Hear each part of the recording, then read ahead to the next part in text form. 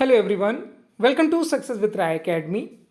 3 जून 2023 के दैनिक जागरण के राष्ट्रीय संस्करण को आज के इस वीडियो में हम डिस्कस करेंगे। तो चलिए वीडियो को स्टार्ट करते हैं। और सबसे पहली न्यूज़ हम ले रहे हैं कि जो उड़ीसा में ट्रेन हादसा हुआ है उसमें जो मैंने अब रिकॉर्डिंग कर रहा हूँ तब तक 300 लोगों का आंकड़ा पहुँच गया था मौत का, और घायलों की संख्या 500 से ज़्यादा पहुँच चुकी है। तो ये जो उड़ीसा के बालेश्वर जिले के बहानागा बाजार स्टेशन से 2 किलोमीटर दूर पनपना के पास शुक्रवार शाम भीषण ट्रेन दुर्घटना हो गई। तीनों ट्रेनों के बीच हुई इस दुर्घटना में 70 लोगों की मौत हुई है, जबकि 350 से अधिक घायल हुए हैं। ये मॉर्निंग की न्यूज़ है। इसमें कई लोगों की हालत गंभीर है। दुर्घटनाग्रस्त ट्रेनों में Yesvantpur Howrah Expressway, Shalimar Chennai Central Coromandel Express और मालगाड़ी शामिल हैं। घायलों को बालेश्वर मेडिकल कॉलेज अस्पताल समेत आसपास के विभिन्न अस्पतालों में भर्ती कराया गया है। राहत कार्य में रेलवे सहित स्थानीय पुलिस एवं प्रशासन, एनडीआरएफ, उड़ीसा आपदा राहत दल की टीमें जुटी हुई हैं। वायुसेना की टीम को भी रवाना किया गया है। रेल मंत्री अश्विनी वैष्णव और उड़ीसा के मुख्यमंत्री नवीन पटनायक भी वहां पहुंच रहे हैं। राष्ट्रपति द्रौपदी मुर्मू, प्रधानमंत्री नरेंद्र मोदी, केंद्रीय गृह मंत्री अमित शाह, कांग्रेस अध्यक्ष मल्लिकार्जुन खड़गे, पूर्व अध्यक्ष राहुल गांधी समेत कई नेताओं ने हादसे पर गहरा दुख व्यक्त किया है।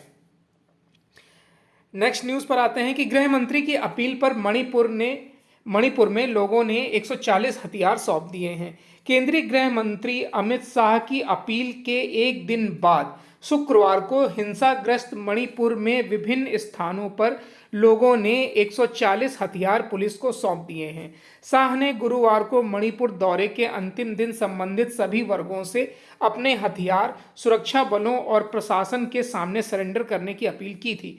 गृह मंत्री ने कहा कि जल्द ही राज्य में जांच अभियान चलाया जाएगा। इस दौरान अगर किसी के पास कोई हथियार मिलेगा तो उस पर कड़ी कार्रवाई की जाएगी। शाह ने कहा था कि सुरक्षा बलों के प्रयास के बाद राज्य के अधिकांश जिलों में शांति व्यवस्था बहाल हो गई है। उपद्रवियों की ओर से गोलाबारी और खाली घरों को आग लगाने की घटनाएं ना के बराबर हो रही हैं। नेक्स्ट न्यूज है कि प्रधानमंत्री मोदी की पहल पर सुलझे कई मुद्दे। प्रचंड। नेपाल के प्रधानमंत्री पुष्प कमल दहल प्रचंड ने शुक्रवार को कहा कि प्रधानमंत्री नरेंद्र मोदी की पहल पर भारत और नेपाल के बीच कई मुद्दे सुलझ गए हैं। वह नई दिल्ली में शुक्रवार को नेपाली पत्रकारों से बातचीत कर रहे थे। उन्होंने कहा कि प्रधानमंत्री मोदी के साथ आमने सामने की बैठकों में हुई बातचीत के बाद राह आसान होती गई है। नेपाल के प्रधानमंत्री ने कहा कि जब वे बुधवार को भारत पहुंचे थे तो माहौल बेहद जटिल होने की आशंका थी, लेकिन गुरुवार सुबह से यह आसान होता गया। एक क्षण ऐसा आया जब लगा कि जिस उद्देश्य से आए हैं वह पूरा नहीं हो पाएगा। उस दौरान वह बेहद दबाव महसूस कर रहे थे, लेकिन मोदी जी की ओर से की गई पहल से सब आसान होता गया। प्रचंड ने कहा कि एमओयू और समझौते पर हस्ताक्षर के लिए जो किए गए हैं वो काफी महत्वपूर्ण है। इस लिहाज से यात्रा ऐतिहासिक रही। नेक्स्ट न्यूज पर आते हैं। नेक्स्ट न्यूज है कि अगले माह तैयार होगा दिल्ली मुंबई एक्सप्रेसवे। केंद्रीय मंत्री नितिन गडकरी ने शुक्रवार को कहा कि भारत को $5 ट्रिलियन की आर्थिकी बनाने के लिए विश्व स्तर की सड़कें जरूरी हैं। उन्होंने कहा कि दिल्ली मुंबई एक्सप्रेसवे का काम राजस्थान सीमा तक पूरा हो चुका है। मुंबई तक का कार्य आगामी 6 माह में पूरा होगा। उन्होंने कहा कि सूरत चेन्नई एक्सप्रेसवे, अमृतसर जामनगर एक्सप्रेसवे पर काम चल रहा है। बड़ोदरा में एक सभा को संबोधित करते हुए गडकरी ने आश्वासन दिया कि भारत में सभी राजमार्ग 2024 तक विश्व मानकों के अनुरूप होंगे। उन्होंने कहा कि अब हमारा देश भी बदल रहा है। भारत को विकसित और आत्मनिर्भर राष्ट्र बनाना हमारे प्रधानमंत्री का सपना है। भारत को $5 ट्रिलियन की आर्थिकी बनाने के लिए देश में विश्व स्तरीय सड़कों का बुनियादी ढांचा तैयार करना जरूरी है। हम यही प्रयास कर रहे हैं। बेहतर सड़कों की आवश्यकता पर जोर देते हुए गडकरी ने बताया कि पूर्व अमेरिकी राष्ट्रपति जॉन एफ कैनेडी ने एक बार कहा था कि अमेरिकी सड़कें इसलिए अच्छी नहीं हैं कि अमेरिका समृद्ध है, बल्कि अमेरिका समृद्ध है क्योंकि यहाँ सड़कें अच्छी हैं। उच्च शिक्षण संस्थानों की गुणवत्ता सुनिश्चित करने के बनेंगे नियम। उच्च शिक्षण संस्थानों की गुणवत्ता का निर्धारण अब अलग अलग नियमों व मानकों के तहत नहीं होगा। देश में इसके लिए एकीकृत व्यवस्था तैयार होगी। इसमें किसी भी क्षेत्र से जुड़े उच्च शिक्षण संस्थान शामिल हो सकेंगे। गुणवत्ता निर्धारण के लिए राष्ट्रीय स्तर पर एक राष्ट्रीय प्रत्यायन परिषद यानी NAC का गठन किया जाएगा। यह उच्च शिक्षण संस्थानों के प्रदर्शन, गवर्नेंस व नियमों के पालन करने आदि प्रमुख मानकों के आधार पर उनकी गुणवत्ता सुनिश्चित करेगी। प्रत्येक उच्च शिक्षण संस्थानों को अपनी प्रगति की सालाना रिपोर्ट भी देनी होगी। शिक्षा मंत्रालय ने उच्च शिक्षण संस्थानों की गुणवत्ता सुनिश्चित करने और उन्हें नई ऊंचाई देने के लिए एक मसौदा तैयार किया है। इसमें सभी उच्च शिक्षण संस्थानों की गुणवत्ता निर्धारित करने के लिए समान फार्मूला तैयार करने पर जोर दिया गया है। यह फार्मूला इस साल के अंत तक तैयार हो जाएगा। मंत्रालय ने यह कदम नई राष्ट्रीय शिक्षा नीति के तहत प्रत्येक पाठ्यक्रम के लिए क्रेडिट फ्रेमवर्क को लागू करने के बाद उठाया है। इसमें छात्रों को क्रेडिट ट्रांसफर की सुविधा दी गई है।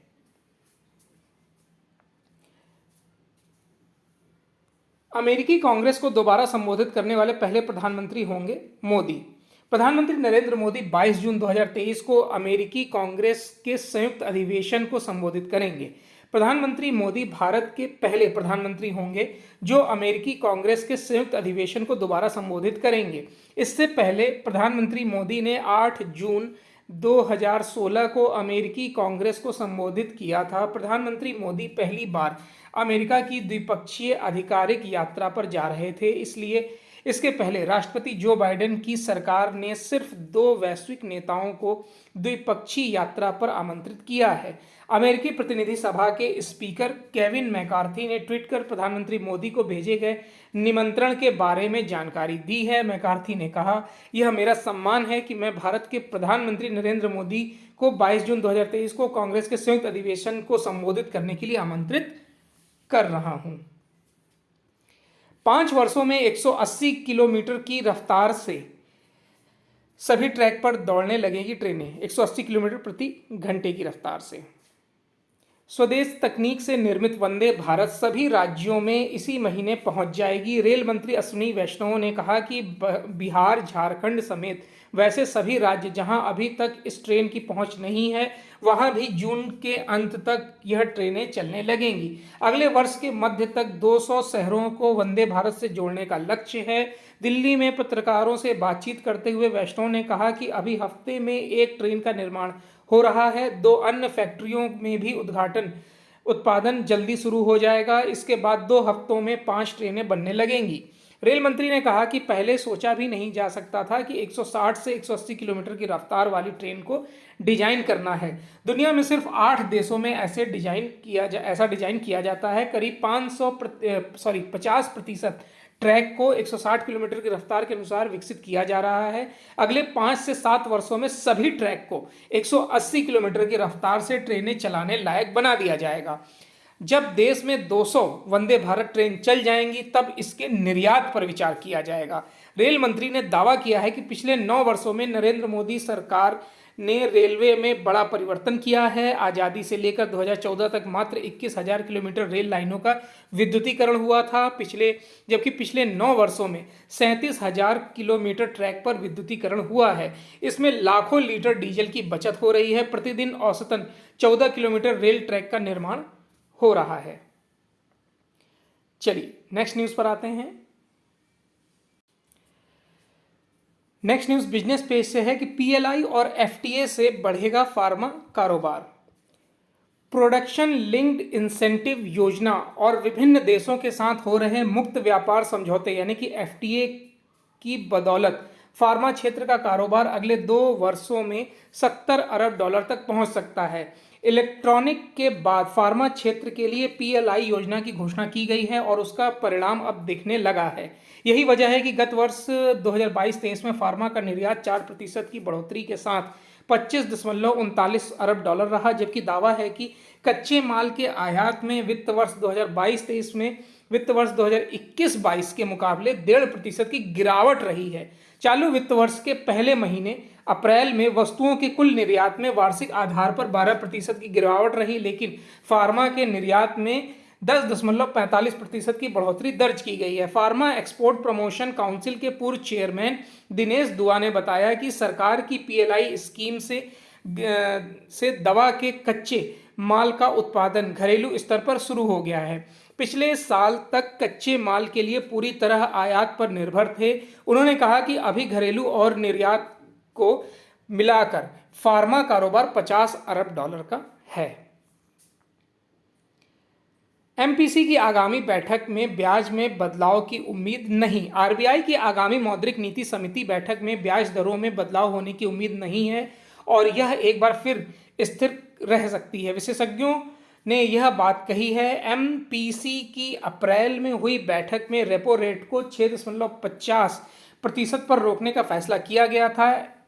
एक्यूट रेटिंग्स एंड रिसर्च के मुख्य अर्थशास्त्री सुमन चौधरी का कहना है कि जून में होने वाली एमपीसी बैठक में 2 प्रमुख मुद्दों पर वार्ता केंद्रित रहेगी। इसमें खुदरा महंगाई में कमी और वित्त वर्ष 2023 की चौथी तिमाही में सकल घरेलू उत्पाद के उम्मीद से बेहतर आंकड़े हैं। नेक्स्ट न्यूज, आतंक पर प्रहार का ब्रिक्स ने लिया संकल्प।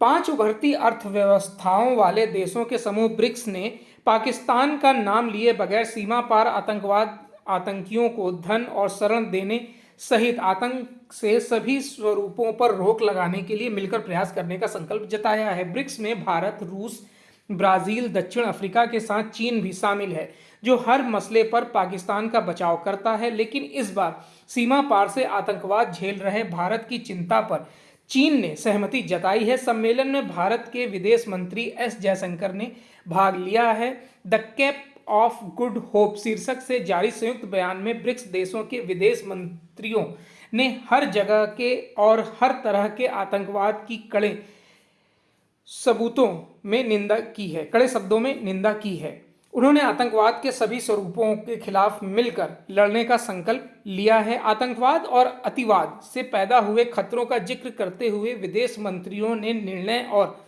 रोकथाम के समन्वित प्रयासों की जरूरत बताई है और यह भी कहा है कि कदम अंतर्राष्ट्रीय स्तर पर उठाए जाने चाहिए, क्योंकि सभी जगहों के आतंकियों का उद्देश्य हिंसा के जरिए सामान्य जनजीवन को अस्त व्यस्त करना और आतंक का राज कायम करना होता है।